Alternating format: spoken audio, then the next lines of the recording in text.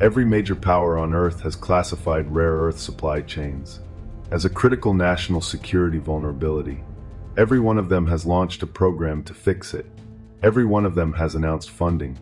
Every one of them has set timelines. What none of them have told you is what those programs have actually produced. That is what Part 2 is about.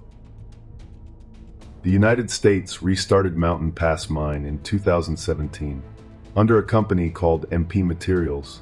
The headline, America is back in rare earths. The reality, through 2024, MP Materials was still shipping a large portion of its processed concentrate to China for final separation. The mine existed. The full processing chain did not. America was mining ore and sending it to the country it was trying to be independent from. Then China imposed export controls in April 2025, and the business model that made that dependency rational collapsed overnight.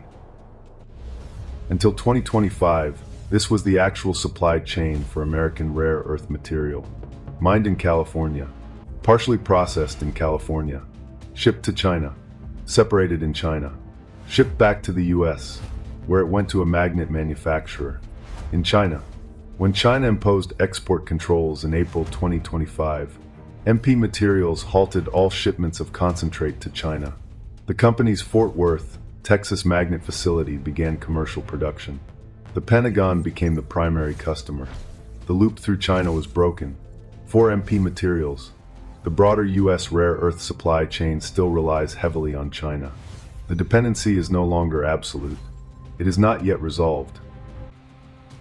In July 2025, the US Department of Defense made its largest single investment in rare earth supply chain history, $400 million in equity into MP Materials, plus a $150 million loan to develop heavy rare earth separation, one of the most critical bottlenecks in the supply chain.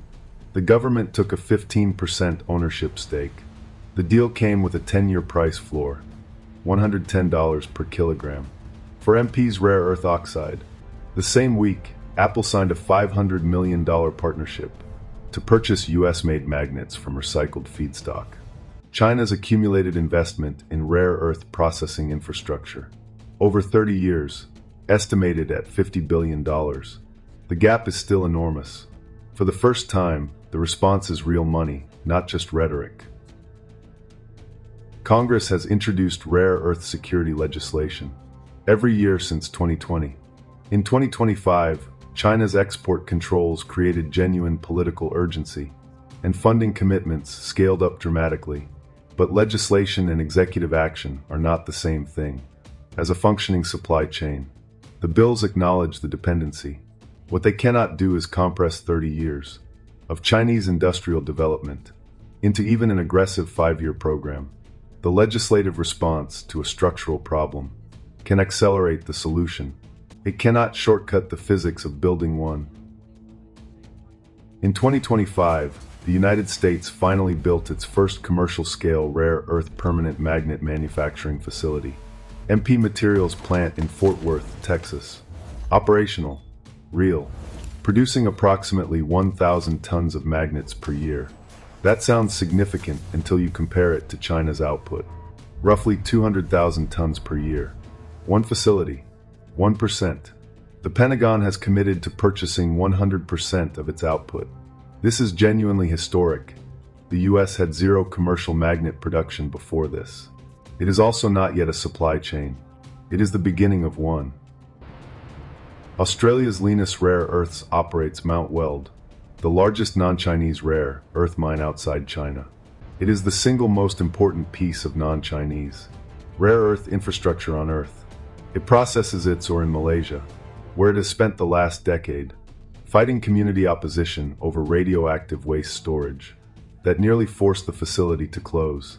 Twice, the entire non-Chinese rare earth supply chain came within 2 Malaysian court decisions of ceasing to exist. Lynas is genuinely significant in a market with no non-Chinese competition, being 8% of global supply matters. But 8% is not a supply chain. It is a demonstration that non-Chinese production is possible. The gap between demonstrating something is possible and having an actual alternative supply chain is measured in decades and tens of billions of dollars, neither of which the West currently has committed. Japan has no rare earth deposits, so it pursued two parallel strategies simultaneously. First, build a national stockpile. Japan now holds 180 days of rare earth industrial reserves, the most sophisticated government buffer program in the world. Second, find deposits nobody else has found. Japan's research vessels have identified rare earth-rich seafloor sediment near Minamitarishima Island in the Pacific, estimated at 16 million tons. The stockpile buys time. The seabed deposits remain commercially decades away. The 180-day stockpile is the most honest thing any government has done about this problem, because it is an acknowledgement that a crisis is possible, that it would be severe, and that the best available response is to buy yourself 6 months. 6 months to do what, exactly, has never been clearly answered. A stockpile is not a solution. It is the amount of time you have to find one. The European Union produces less than 1% of the rare earths it consumes. 6 EU member states have purchased or committed to purchasing F-35s, the aircraft whose flight control systems depend on dysprosium, that China processes at 99% of global capacity. Europe is simultaneously trying to build strategic autonomy and buying the world's most advanced weapons system, whose supply chain it cannot control. Nobody in Brussels has explained how those two goals are compatible. The EU Critical Raw Materials Act, passed in 2023, sets a binding target: 40% of critical mineral processing domestically by 2030. When you map every rare earth project currently active in Europe against that target, the gap is not close. There are exploration projects, there are feasibility studies, there are planning applications, there is one operational rare earth processing facility. In all of Europe, in Estonia, covering less than 1% of EU demand. Targets are not infrastructure. Announcements are not supply chains. In January 2023, Swedish mining company LKAB announced the discovery of Europe's largest known rare earth deposit, over 1 million tons in northern Sweden. The announcement generated significant coverage. Here is what the coverage did not emphasize. The earliest possible date for first production is 2038, 15 years. For context, the US Department of Defense projects the most acute rare earth supply chain risk occurring between 2025 and 2032. The Swedish deposit is real. It will not arrive in time. Greenland's Kvanefjeld deposit is one of the largest untapped rare earth deposits on Earth.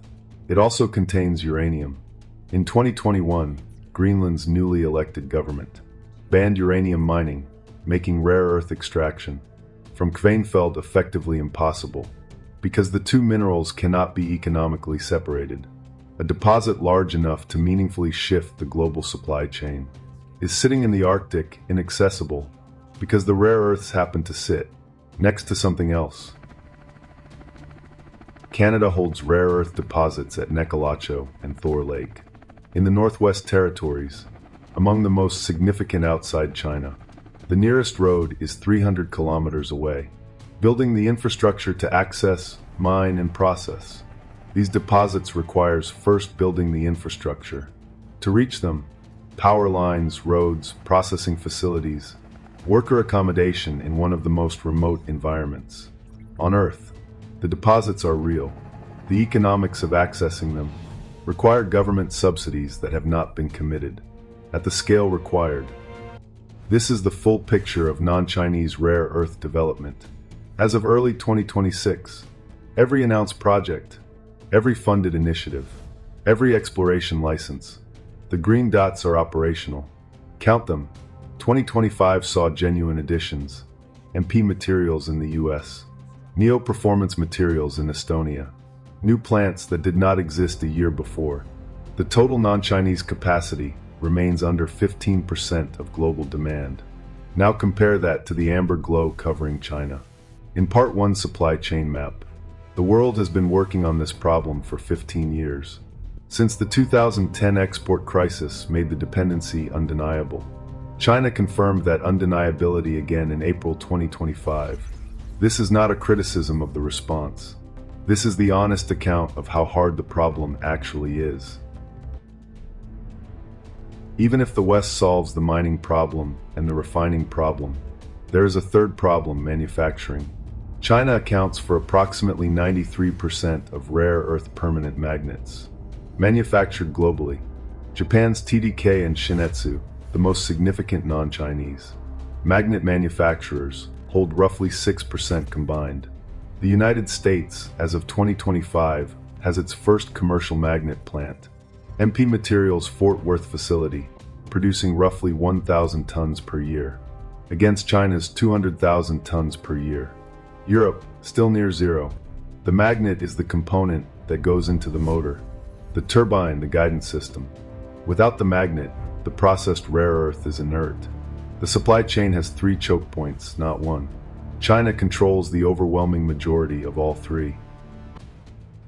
In 2023, a U.S. Department of Defense audit found rare earth components of Chinese origin inside 14 currently deployed weapons systems, not legacy systems awaiting replacement, currently deployed systems in active service today. This information was not classified. It was published. It generated 2 days of news coverage and no structural change to procurement policy. The audit confirmed the dependency.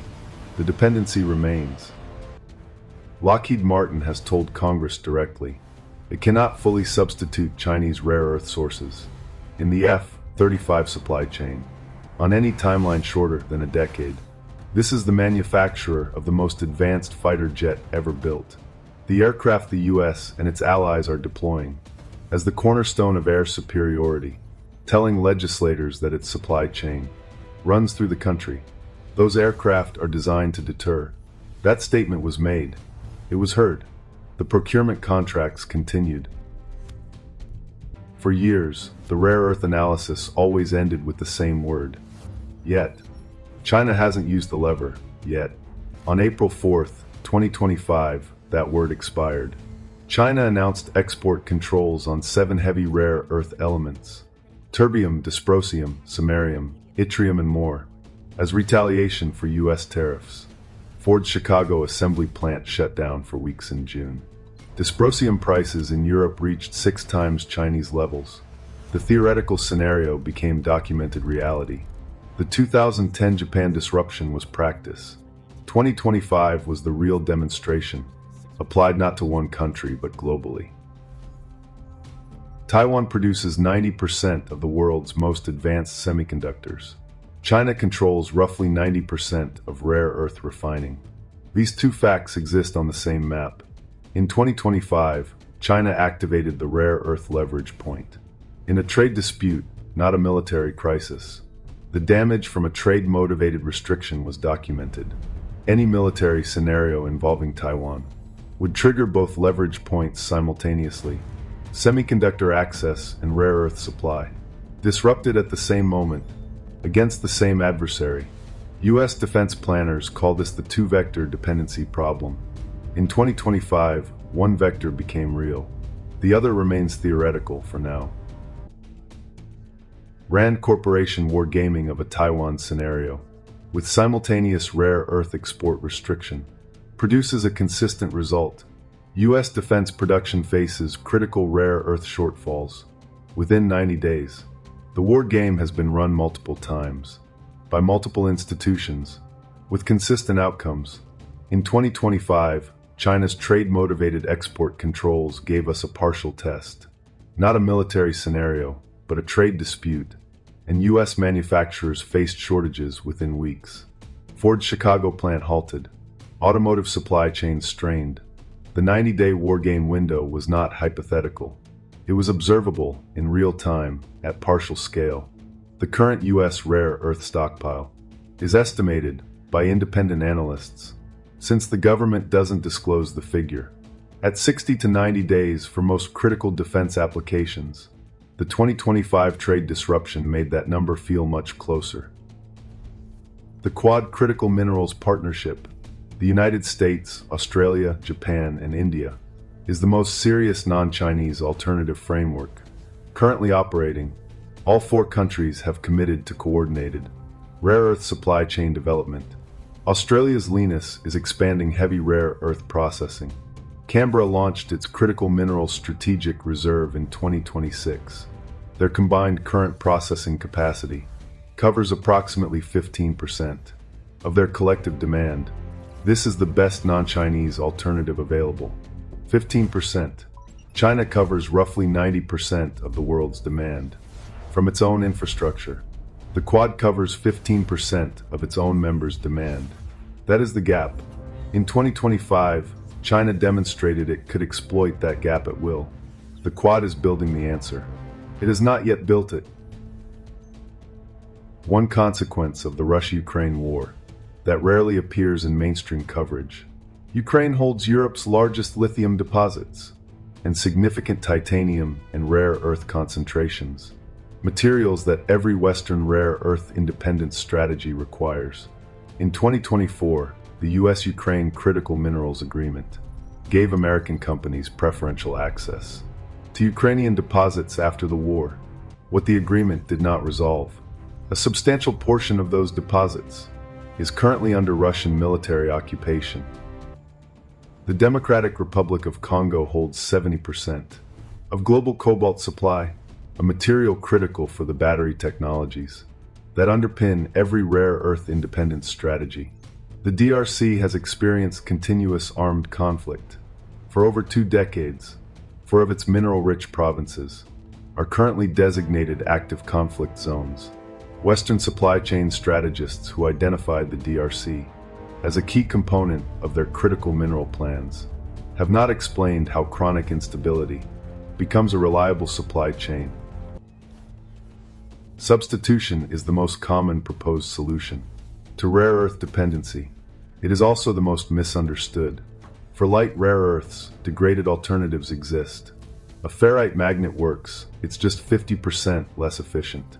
For heavy rare earths, dysprosium, terbium, europium, there are currently no viable substitutes.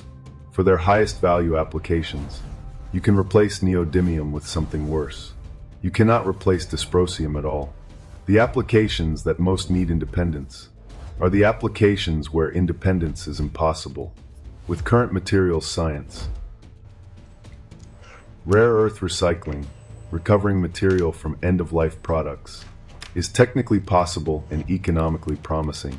It currently provides less than 1% of global supply. The problem is not the recycling process itself. The problem is collection. To recycle rare earths from consumer electronics, you need systems to collect those products at end of life, sort them, disassemble them, and route them to processors. None of those systems exist at industrial scale anywhere in the world. Recycling is the right long-term answer.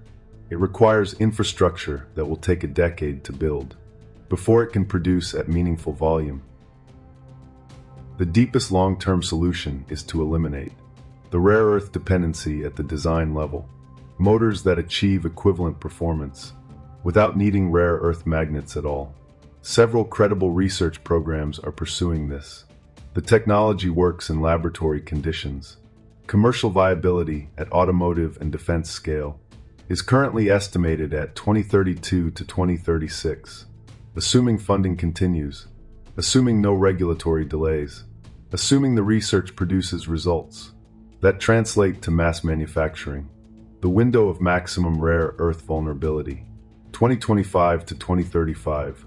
The technology arrives at the end of that window, if everything goes well. This is the mathematics the news cycle doesn't show you. The red curve is projected geopolitical pressure, the period when rare earth leverage is most likely to be used. The blue curve is when non-Chinese processing capacity becomes meaningful. They don't intersect when it matters. The West is building its rare earth independence for a world that arrives after the most dangerous period has passed. The question nobody has answered clearly is what happens inside that gap. Every escape attempt, American, European, Australian, Japanese, shares the same fundamental problem. China's advantage is not just facilities. It is not just engineers. It is time. 30 years of running these processes, Making mistakes, solving them, optimizing them, running them again.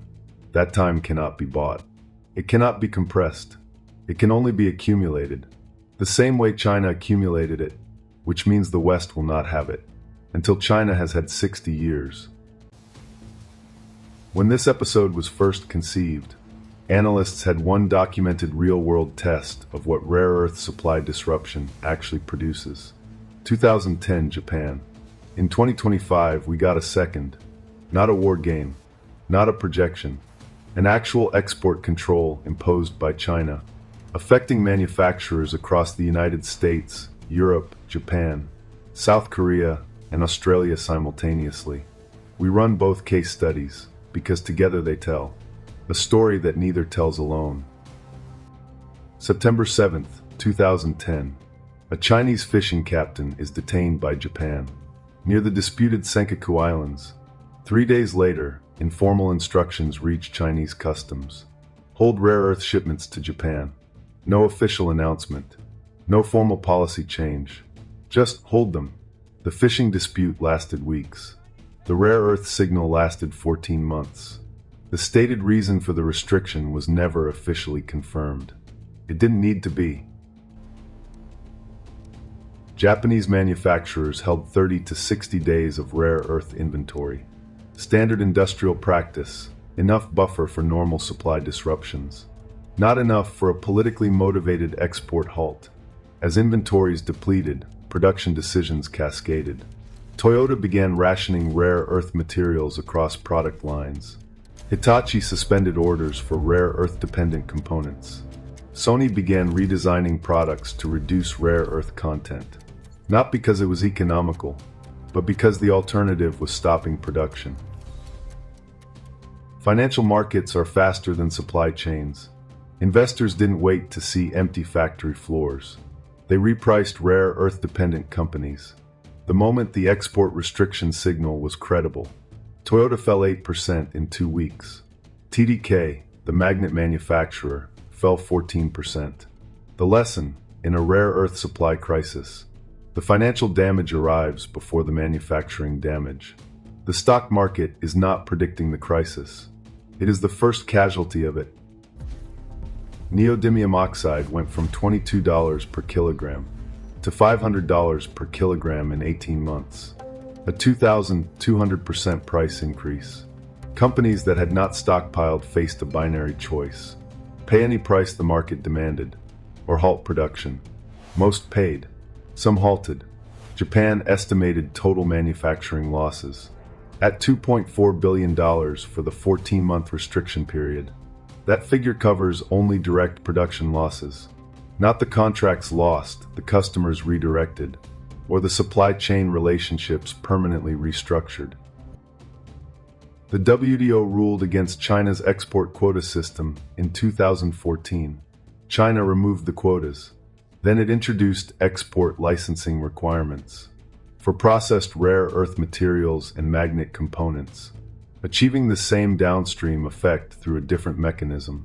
The ruling addressed the tool, not the leverage. China's response demonstrated something important.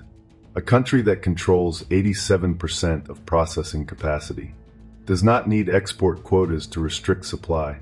It has other options. It always will. In 2010, China disrupted one country's supply. Japan absorbed $2.4 billion in losses over 14 months. On April 4th, 2025, the global version arrived. Export controls on 7 heavy rare earth elements, applied not bilaterally, but to all exporters requiring licenses for dual-use military applications: the United States, the European Union, Japan, South Korea, all of them facing the same inventory clock at the same time. Ford shut down its Chicago assembly plant for weeks. European dysprosium prices reached 6 times Chinese levels. The 2010 disruption was a regional test. The 2025 disruption was the global demonstration. The restriction was partially eased in mid-2025, but the controls remain in place into 2026. Japan's rare earth stockpile, 180 days. Publicly disclosed. the United States rare earth stockpile. The Department of Defense has never disclosed the figure. Independent analysts, using procurement data, consumption rates, and known stockpile programs, estimate 60 to 90 days for most critical defense applications. That estimate has a wide error bar because the data is classified. What is not classified is the comparison. Japan, a country with no deposits and no processing capacity, has built a larger rare earth buffer than the United States, which has both. The rare earth supply chain conversations focus on defense and energy. They rarely include medicine. Pacemakers use rare earth magnets. MRI machines use rare earth magnets and gadolinium contrast agents. Cochlear implants and hearing aids use rare earth magnets. Surgical robots use rare earth magnet motors. A rare earth supply restriction does not stop at the defense contractor's door. It enters the hospital. Medical supply chains were not designed to be geopolitically resilient. Nobody thought they needed to be. In 2021, a global semiconductor shortage halted automotive production for 18 months. One component type, one supply chain disruption, 18 months, hundreds of billions in losses. Rare earth materials are not one component type. They are contained in dozens of distinct components. Across defense, automotive, energy, and medical manufacturing, all simultaneously. The chip shortage is the closest analogy we have to what a rare earth restriction would produce. The chip shortage was smaller, and the chip shortage was not geopolitically motivated, meaning it ended when the supply chain normalized. A geopolitically motivated restriction ends when the geopolitical objective is achieved. The scenario defense planners discuss in classified settings, and academics discuss openly, a Taiwan Strait military incident that triggers both leverage points simultaneously. Day 1, Taiwan's semiconductor fabrication capacity becomes inaccessible or destroyed. Day 3, China announces rare earth export suspension. The United States now faces a semiconductor shortage and a rare earth shortage at the same moment, while simultaneously conducting or responding to a military operation in the most contested body of water on Earth. Rand's assessment of this scenario: no effective response exists on the current timeline. Defense production shortfalls don't stay in the defense sector. The manufacturers who build defense components also build civilian components on the same production lines. When defense procurement prioritizes rare earth usage, civilian supply tightens. When civilian supply tightens, downstream industries slow.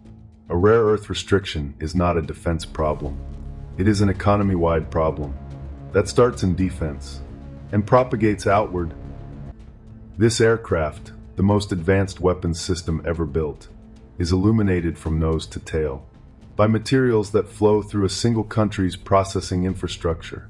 417 kilograms, dozens of components, one source country. This is not a design flaw.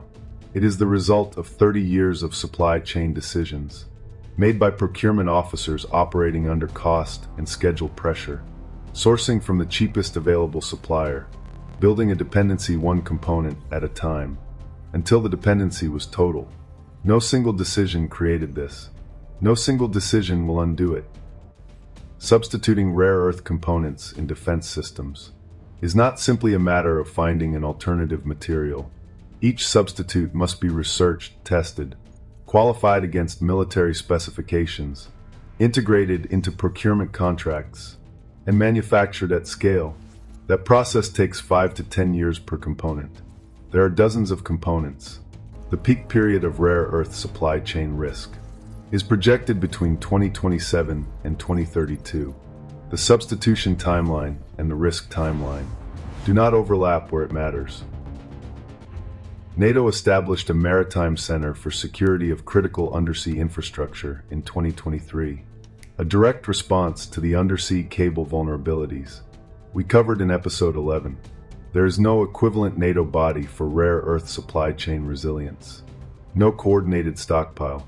No shared procurement strategy. No allied response protocol for a rare earth restriction. the alliance that coordinates air defense, naval operations, and nuclear doctrine, has no coordinated rare earth policy. The chair at that table is empty. The 1884 International Telegraph Convention established legal protections for undersea cables, the same cables we covered last episode. That framework, flawed as it is, has existed for 140 years. There is no equivalent international framework for rare earth supply chain stability. No treaty, no convention, no binding multilateral agreement. The most strategically critical industrial supply chain in the 21st century has less international legal protection than the telegraph cables of 1884. The recycling infrastructure that could meaningfully reduce rare earth import dependency requires building processing capacity before the supply volume that would make that capacity economical exists. In 2025, the first major corporate commitment arrived. Apple signed a $500 million partnership with MP Materials to supply recycled rare earth magnets for hundreds of millions of devices. Starting in 2027, it is the chicken and egg problem starting to crack. A guaranteed buyer committing before the recycling infrastructure exists. Every country that has studied rare earth recycling has identified scale as the primary barrier. The Apple deal does not solve that barrier. It is the first credible attempt to break it. The infrastructure still does not exist at the required scale. The commitment to build it is now real. Here is the calculation that rarely appears in policy documents. While Western countries are building processing capacity to reduce their dependency on China, China is expanding its own processing capacity to serve its own domestic EV and wind energy markets, which are the largest in the world. The West is racing to close a gap that is simultaneously growing. Standing still means falling further behind, and most current Western programs are not standing still. They are moving, just not as fast as the gap is widening. In 2025, the headlines finally matched the stakes. China imposed export controls. Factories halted. The Pentagon took an equity stake in a mining company. Apple committed to rare earth recycling. These are not announcements of studies. They are responses to a disruption that happened. The response is more serious than anything that came before it. It is still not commensurate with the scale of the dependency. The news cycle now covers the crisis. It still rarely covers the gap between crisis response and actual supply chain independence. That gap, smaller than it was in 2024, larger than it needs to be, is still what this episode is about. Every hard drive that went to landfill in the last 30 years contained a neodymium magnet. Every consumer electronics device discarded, in the absence of a rare earth recycling infrastructure, took its rare earth content with it, permanently. Estimates suggest that more neodymium has gone to landfill globally in the last 2 decades than is currently mined annually worldwide. The supply chain problem is partly a landfill problem. The rare earths that could reduce the dependency are sitting in the ground, the wrong ground. For years, the investment comparison was stark. The US spent roughly $800 million total on rare earth programs, while China spent an estimated $15 billion in the same period. Then 2025 changed the pace. In July alone, the Pentagon committed $550 million directly to MP Materials, $400 million in equity, $150 million for heavy rare earth separation, more than the previous 5 years combined in a single transaction. The US is finally spending at a scale that acknowledges the problem. It is still not spending at a scale commensurate with 30 years of Chinese industrial investment. The gap is real. It is closing. The question is whether it is closing fast enough. 3 things would meaningfully change the rare earth trajectory: an allied processing network covering half of allied demand, domestic rare earth magnet manufacturing at commercial scale, and a recycling infrastructure recovering 15% from end-of-life products. In 2025, Track 2 got its first real entry. MP Materials' Fort Worth plant, operational, producing magnets, with the Pentagon as its primary customer. That is historic. It is also about 1% of required scale. Track 1 is behind pace. Track 3 has the Apple commitment, a beginning, not a supply chain. The problem is no longer the absence of a plan or political will. The problem is the distance between where execution is and where it needs to be. The timeline has moved. In 2024, the US had zero commercial rare earth magnet production. In 2025, Fort Worth opened. That milestone is real.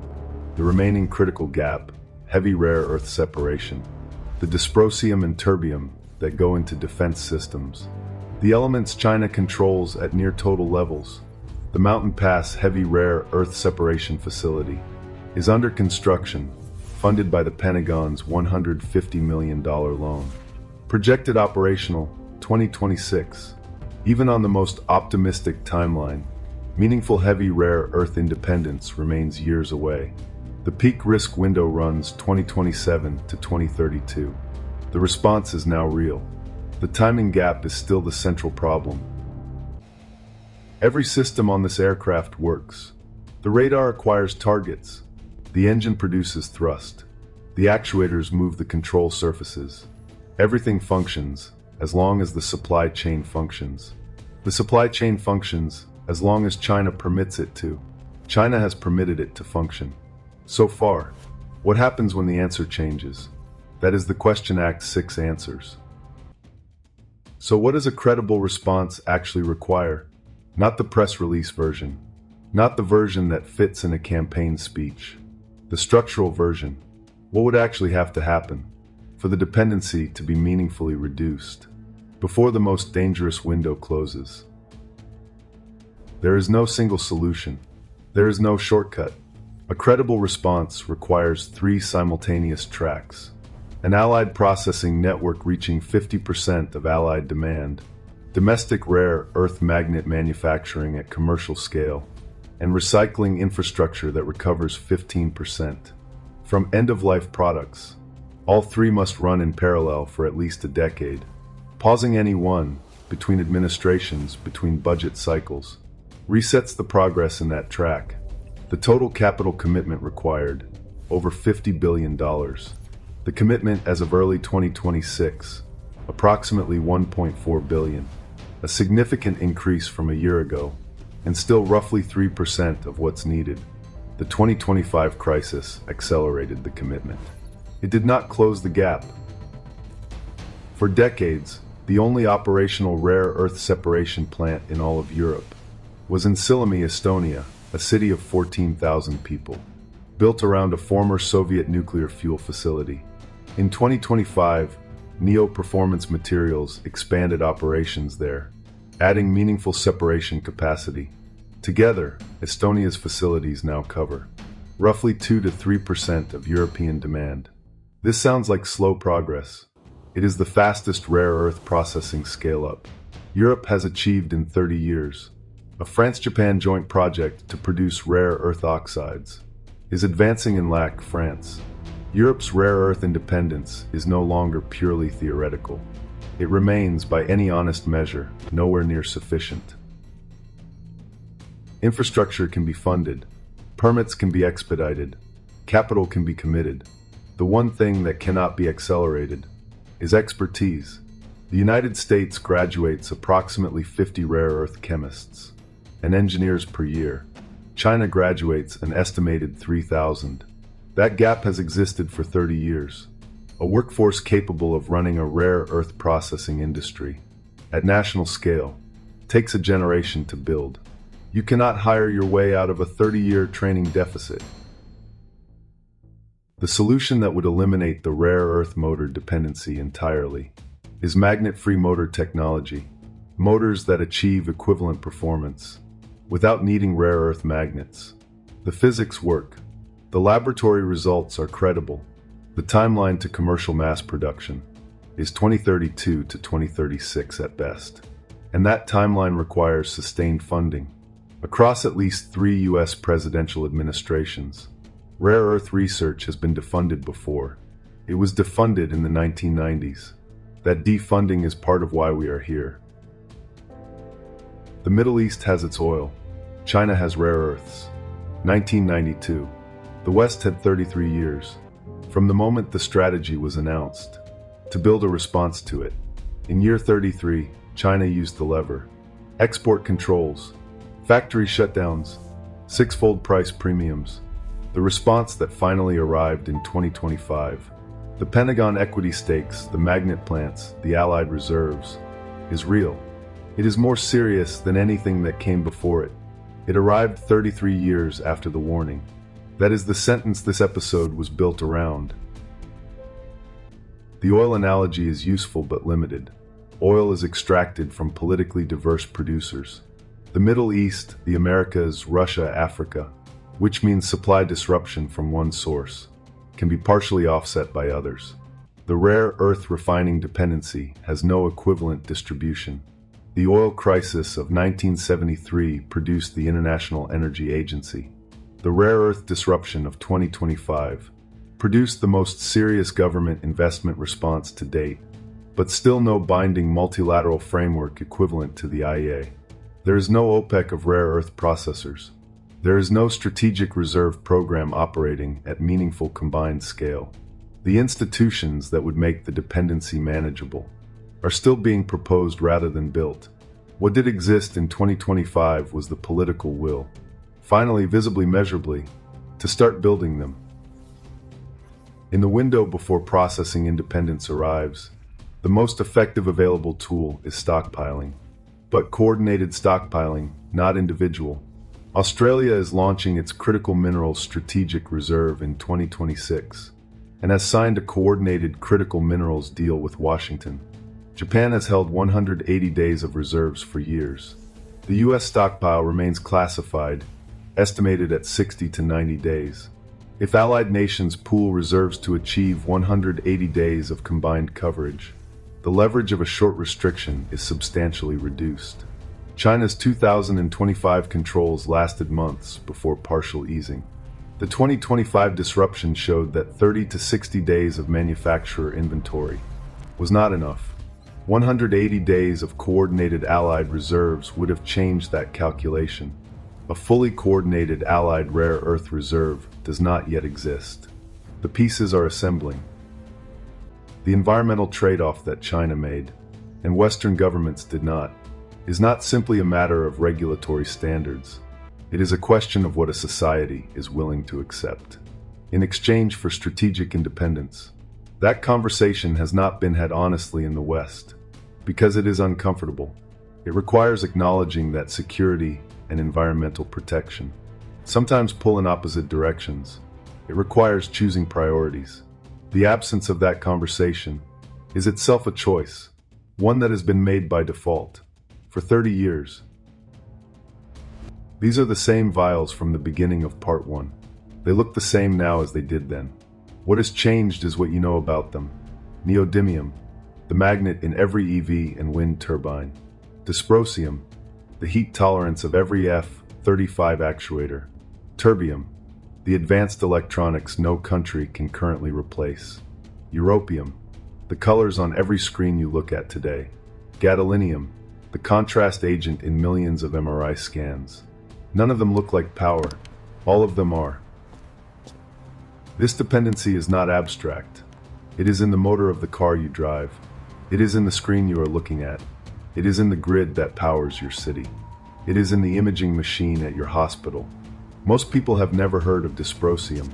Most people have never heard of terbium. Both are inside the infrastructure of your daily life, processed entirely in one country, with no credible alternative currently operating at the scale required to replace that processing, if it stopped. The consolidation happened in slow motion. No single decision, no dramatic announcement, just 30 years of market forces, selecting the cheapest supplier, 30 years of regulatory choices, avoiding the environmental cost, 30 years of procurement decisions, prioritizing cost over resilience. In 2025, China converted that accumulation into leverage. And for the first time, the West responded, not with a study, a report, or a policy paper, but with equity stakes, operational factories, and a Pentagon customer list. The reversal has begun. Against 30 years of consolidation, it has been running for approximately one. The response that existed on paper in 2024 became operational in 2025. Magnets are being manufactured in Texas, or is no longer shipped to China from Mountain Pass. The Pentagon has skin in the game, literally as a shareholder.